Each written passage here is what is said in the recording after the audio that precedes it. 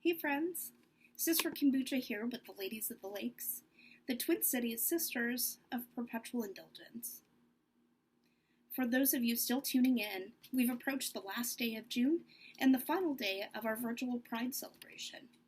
I want to give a huge thank you to my little sister, Sister Jackie O'Face, for coordinating this with our house, and to my fellow lollies. That's one of the things that we call the sisters here in Minnesota. I want to give them all a huge thank you for participating too. I also want to thank our fellow sisters all over the globe and all of our friends, at home that have been participating in their own virtual Pride celebration through using some of the same prompts that we found too.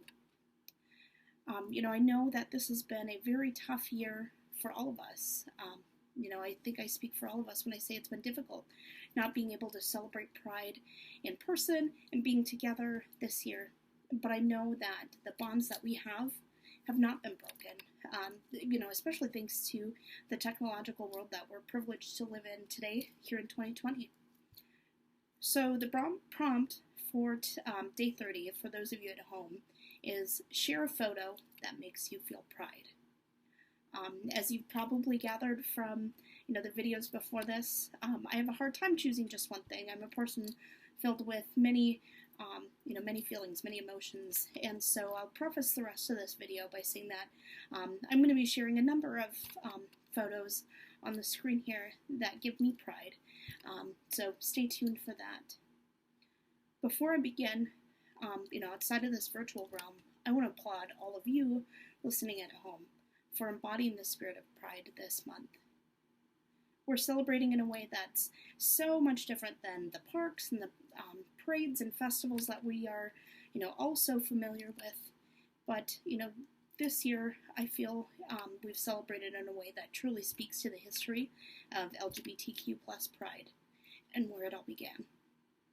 So before the calendar turned over to the month of June this year, which many of us know as Pride Month, our communities were awakened by the injustice that we saw happen right here in Minnesota and in Minneapolis when the life of George Floyd was taken too soon by the hands of our local police force. We've seen this story play out many times over and over again across the country and all over the globe. Another precious black life was taken too soon by the hands of police brutality. And after years of silence, our world awoke and said enough was enough. We've seen peaceful demonstrations here in Minneapolis and even some of the most surprising corners of Minnesota in the small little rural towns, just amazing. In Washington, D.C., we've seen people march the streets, Dallas, Georgia, Los Angeles, and every corner of the country, and even, all over the globe. We've seen these peaceful demonstrations of people standing up saying that we're not going to take this anymore. We've grown tired of that complacency and staying silent while our black siblings, friends, and family members have been taken from us. As those in our queer community know, and should know, our fight for equality and justice started on June 28th of 1969 in a very similar fashion when our trans black siblings were the folks on the forefront and on the front lines of the revolution that we now know as the Stonewall Riots. Our queer community grew tired of being forced into the shadows, and we're tired of being the target of police brutality. That revolution was a turning point for much of the change that we see and know today. As we all know, we still have a long ways to go and are facing many setbacks, even in today's world. However, many of us still have the privilege of color, being white, and can use that same fight that we know from the fights that we've had, along the way for this LGBTQ equality and justice. And we can use that fight to stand up for our black and people of color friends along the way to equality. Our story and the journey we've made so far has been built on the embodiment of acting up and fighting back. We know how to take anger, fear, and grief and turn it into action.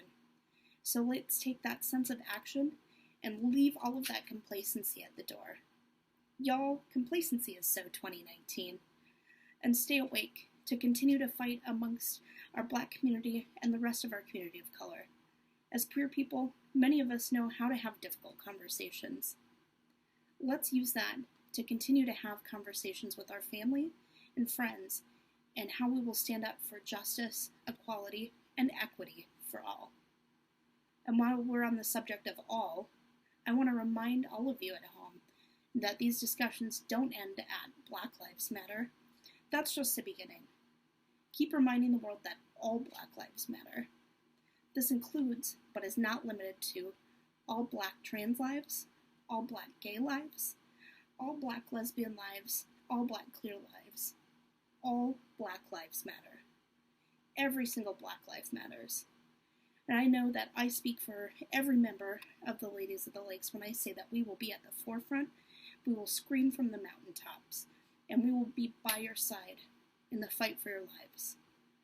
Your lives not only matter, they are worthy, they are loved, and they are needed. As I close this out, I want to remind you all that your fight is our fight, and we are here for you. I am challenging everybody watching this who can use their privilege to speak up. We all do better when we all do better. Act up, resist, drink a glass of water, lift each other up, and love tremendously. Always live with hope in your heart and take no shit. For those of you in Minneapolis, and those that I'll meet as we all cross paths, I can't wait to hug you all again. I miss our community so much, but know that we will continue to strengthen our bonds, even when we're separated.